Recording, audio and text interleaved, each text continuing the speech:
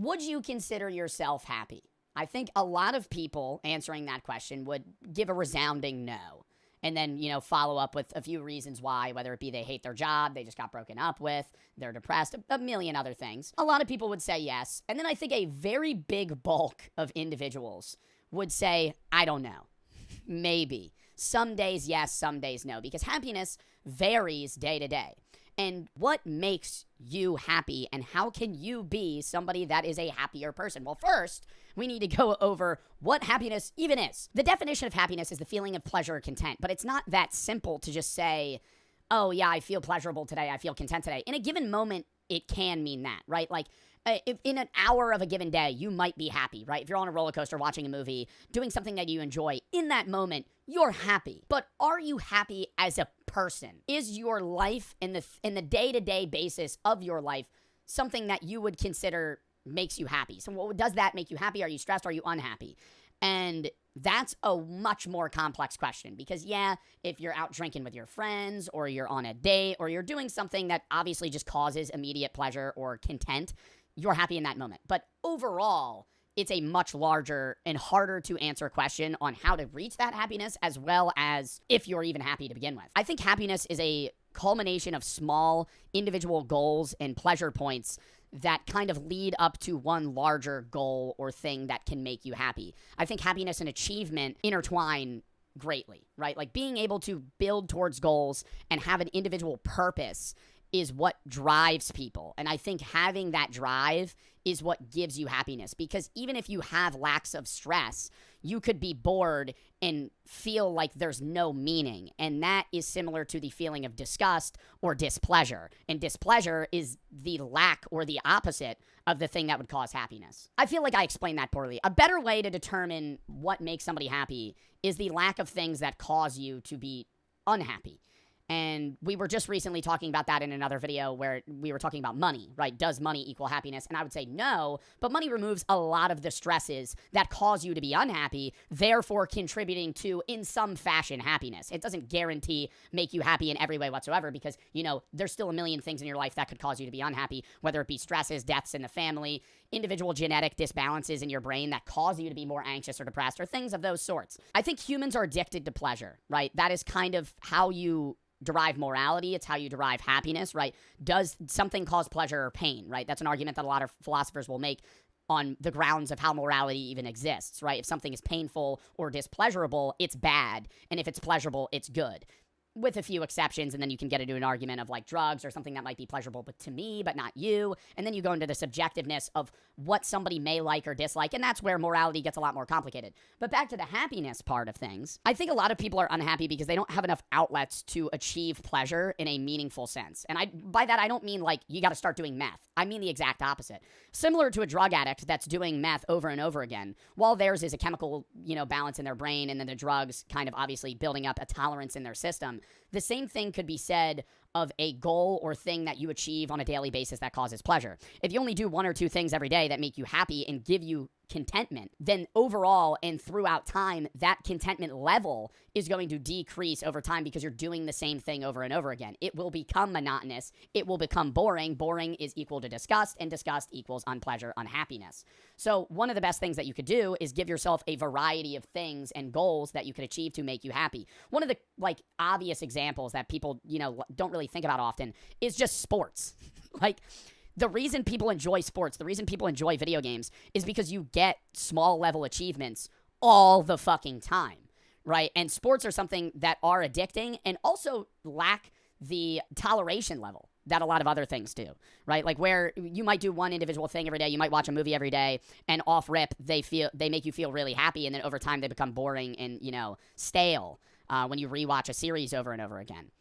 But when you play sports and you enjoy, soccer, basketball, football, Marvel Rivals, Overwatch, Fortnite, whatever video game that may be, if you still enjoy that feeling of, scoring a basket, getting a kill, getting a goal, whatever it may be, you're getting a level of reward over and over again. That's why people like competing. It's not just a biologically driven, mindset to compete against other people. It's you have a purpose, and your purpose is to do something that isn't that hard to accomplish, but as you play it more and more, you have to try more and then you get a better goal, right? That's why people like skill-based matchmaking. That's why people like competitive sports, because you get that goal and it's easy, and then you play a harder opponent. And then it's harder to get that goal. You get it, and then you feel a better level of pleasure, or at least an equal level of pleasure over time, even though you're doing the same thing over and over again, because it's harder to reach that goal. And I think that ties in with life in general, that you always need to be working towards something to feel happy.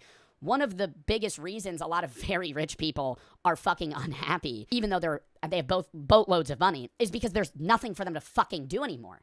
They have everything. They've achieved everything. You can see this in like Powerball winners. Yeah, they blow their money a lot of the time, but they also end up going down these fucking rabbit holes of depression a lot of the time, because you're just giving a guy that averagely made $35,000 a year, wanting to achieve all these things in his life, all the money to achieve those things. He gets them within a month span, and then he sits there and goes, well, what's the fucking point anymore? Because there's nothing for him to drive himself towards. The hunt and chase for success and achievement is a lot of the time what creates that pleasure and contentment and makes an individual happy. It's not even like a state of being necessarily. It's just the constant loop of achieving goals. The more effort you put into something, the higher that reward is when you achieve it. And something that can cause a very high level of displeasure is when that achieved goal is lackluster. And I'm going to relate this more to video games too, because obviously you could see this through my other content, and I think it's something that's relatable for my audience. When you play a game that's really hard and then the ending fucking sucks, or you watch a horror movie that keeps you stressed out the whole time and then the ending fucking sucks, and you leave that experience unhappy because you went through this, kind of strain of emotions or struggle or, constantly dying, respawning, and having to retry something just to get something that's meh in the end. And that's a similar thing with jobs and with people's daily life. When people work 9 to 5s and they're getting a lack of pay, but they're working hard, that's when they're unhappy, because the effort they feel they're putting in is disproportionate to the level of output that they're getting in terms of pay or in terms of pleasure or feeling that they're doing something for the world. It may be a variety of reasons. Some people are unhappy with their 9 to 5 because they're putting in a lot of effort and they're not getting a reward monetarily. Some people just don't like their job in general because it feels boring and the actual achievements within that actual 9 to 5 feel, I guess, less pleasurable. Like an example would be somebody that's working at a cash register versus somebody that's a cook that's constantly making and pumping out dishes, right? They're having an individual achievement every time comparable to somebody that's just kind of standing at a cash register and checking people out.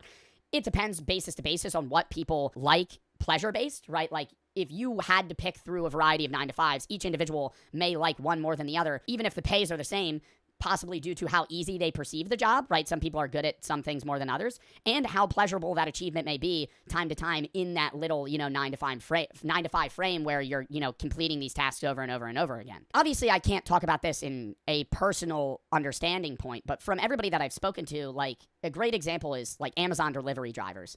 They have like the highest turnover rate in terms of, getting the job, and then 6 months later, the majority of workers don't even work there anymore. If you are a long-term worker at Amazon, you don't even really have that many friends if you're a delivery driver, because you don't interact with them and you just see new people all the fucking time, right? That's what I've heard. Part of the reason is because the job's stressful as fuck. It's hard. They put a lot of pressure on you. The reward's not great. And the individual reward within the job of delivering packages isn't pleasurable, right? From my own personal standpoint, I would much rather be flipping burgers at a fucking fast food place and just doing orders, and kind of being in that, effortless action mindset versus being like, holy fuck, I have 185 packages I have to deliver in one day and I'm only getting paid fucking $16 an hour. I don't know why I'm going on this off tangent rant about the job market in general, but all of that relates to happiness. And I feel like a lot of people perceive their own happiness in a given moment. Like if I were to ask you, are you happy? You're going to answer that question entirely off of if you're happy now or not. But you have to look at it at a much broader scale and what you can do to increase that generic happiness in a given day. Happiness is also related to survival, right? Your brain gives you pleasure endorphins and emotions for completing specific tasks because that drives you to do things that keep you alive and enable you to produce offspring before you die, right? Having a good night's sleep, getting food, having sex, right? All of those things are just like easy examples of like, okay, obviously those are like biological, but also on a given basis, like when you complete tasks and you get that pleasure point, you have to think back to like cavemen days where instead of a 9 to 5, they were hunting, and when they were able to gather certain foods and complete individual tasks that they had to get done in a given day, they felt happiness and lack of stress because they felt more safe. They got everything they needed to get done, and their brain rewards them for doing so. Similarly, you still are an animal. even if you do live in a house now and you have a bed, air conditioning, Wi-Fi, you're watching this video on a fucking piece of technology, we're still animals and we still function biologically and chemically as an animal. You're just more able to control and understand how and why you function that way, and you can manipulate your own emotions accordingly. That's one of the cool freedoms of being a human. One of the downsides as well is because you have this level of introspection, but you're also more capable of controlling how you feel because you understand it at a different level. Most animals think fully on emotion and instinct. You're able to look at things from an outward perspective and adapt. So, but kind of an advice piece that I'm giving you is if you're unhappy, there's a lot of things that you can do to try and fix it, like I've been previously talking about. One of the coolest things about humans, too, is because we have that level of introspection and outside thinking, you're capable of understanding that pain can lead to pleasure. Not in, like, a weird sadistic sense or, like, some kink shit. I'm more so talking, like, you understand your 9 to 5 sucks, right? You don't like it. It causes you pain. Maybe not physically, but emotional pain. You're displeased by doing that job. But you do it because you realize that the result of that will give you pleasure at a later date. People sacrifice happiness in the present or short-term future to gain happiness long-term. And not many other animals are capable of doing that. I really don't like the 3 a.m. rise, grind, and hustle like mindset that a lot of people are in, where they're like, you need to get up at 4 in the morning, do 100 push-ups, go on a 5-kilometer run before you eat breakfast. That's fucking stupid, okay? But one of the biggest takeaways that those people give, and I'm going to give credit where credit's due, is that they are great at divvying up tasks. Yeah, they get up early, and I don't think you need to do that, and I've talked about this before, where it's like, what the fuck does it matter if you get up at 4 a.m. because you're going to bed at 9 p.m. versus somebody that gets up at 9 and goes to bed, later than you do, because you still have the same amount of active hours in a day. I think what they do, the rise and grind guys that a lot of people don't, is they're much better at dividing up individual tasks towards a long-term goal than a lot of other people. I think what I've seen specifically on social media is a lot of young people that are like upset because of their current, position, and they want this goal that's 10, 20 years in the future. And yeah, I think the world needs to change, and I think people should be able to retire younger and not work as much. But I think one of the problems is a lot of people push towards a goal that's 2, 3, 4, 5 years away. That's a long fucking time. Like a year might go by in the snap of the fingers, but looking back at it, dude, that's 365 days. That is a long fucking time. What's going to make your life a lot happier is if you have that long-term goal that's going to give you a massive boost in happiness, whether it be, retirement, getting a car, paying off a student loan, whatever it may be. Have smaller goals, or even like a trip, right? Like if you want to go on vacation. Have smaller goals between that give you maybe not as big of a reward, but still something that keeps you motivated and moving towards your long-term end. Because if you get yourself in the same fucking, task every single day and you don't have many things that reward you, you're gonna start getting tunnel vision. That goal at the end of the fucking road is gonna feel further and further away. So you have to give yourselves like checkpoints to get there. It's gonna sound stupid, but like write shit down, right? Like write your tasks down to do today, or just a week in advance. I always write down what I need to get done generally a week in advance. Like, I knew I was going to be filming this video. It's a Tuesday at 1:32 p.m. I knew I was going to be filming this video around this time 7 days ago because I wanted to have that scheduled out to reduce my stress, which doesn't necessarily increase my happiness, but it removes things that could cause me to be unhappy. And it lets me divvy up things to where I have a bunch of mini goals that I get done in a day. Like, on my to-do list, like, write it in your notes tab, right? Every day, my first task is wake up. I didn't even do anything there.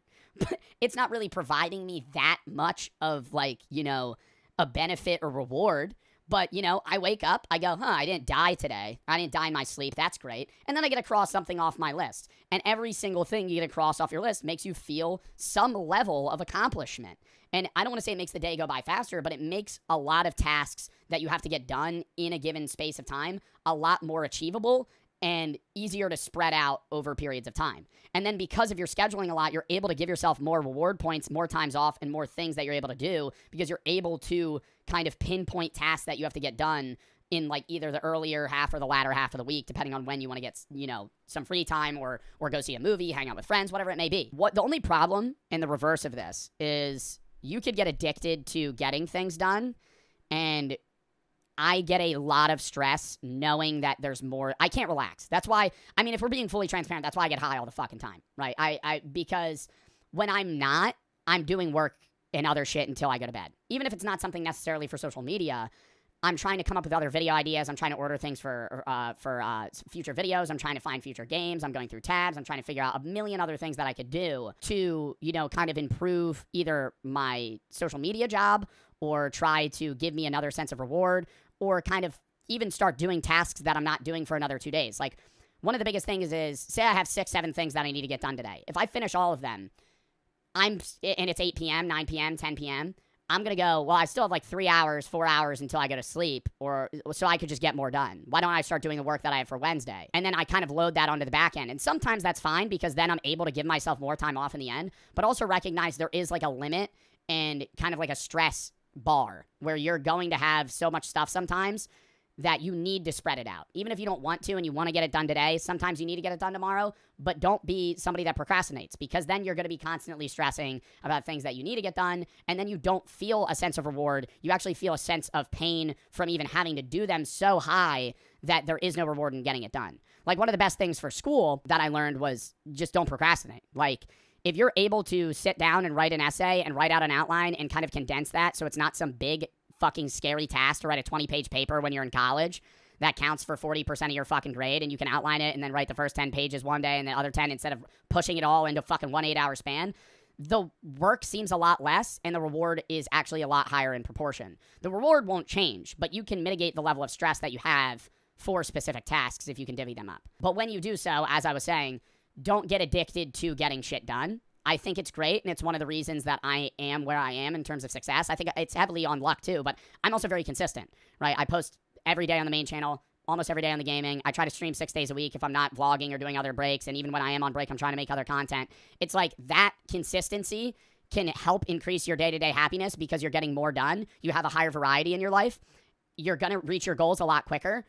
You're just going to feel better, and I think that's one of the best pieces of advice that I could give in terms of just like work ethic. This video has become less philosophy and more like Joe Bart advice for fucking like doing tasks, but I feel like it's something important, and I don't know, like I don't really see anybody around me do that, and then they ramble about how they have so many things to get done, but I know them, and I know that they haven't been doing shit the last 2 days. Fucking spread it out, man. Give yourself things to look forward to. That's like one of the best things you could do in your life, and also just like, be thankful for the things around you. You're fucking alive right now. Like, the odds that you're here are so fucking low. Spend time with your family. Spend time with your friends. When you have that free time, don't just fucking scroll TikTok and short form media for fucking 4 hours straight. You're never going to remember it. It's not going to be a fucking valuable memory. Go do things. Make your life a fucking story and make it a good one. And you can do that. Even no matter what situation you're in, you're able to make something of it. That's all. I really do. I think soon I'm going to do like an analysis of an individual philosophical book. I was talking about this on the fucking stream the other day. I have a philosophy degree. Obviously, that's why I make this channel. I think it's a passion of mine. I like being able to talk about easier topics because I think it's something that's more condensable for a broader audience.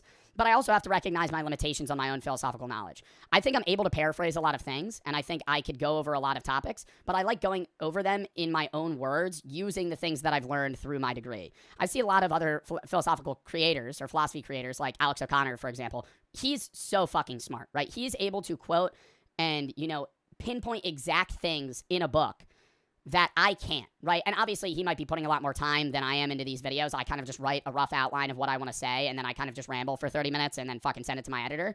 But that's the style that I like, and I think it's what I kind of want to stick to. But I do want to get into more,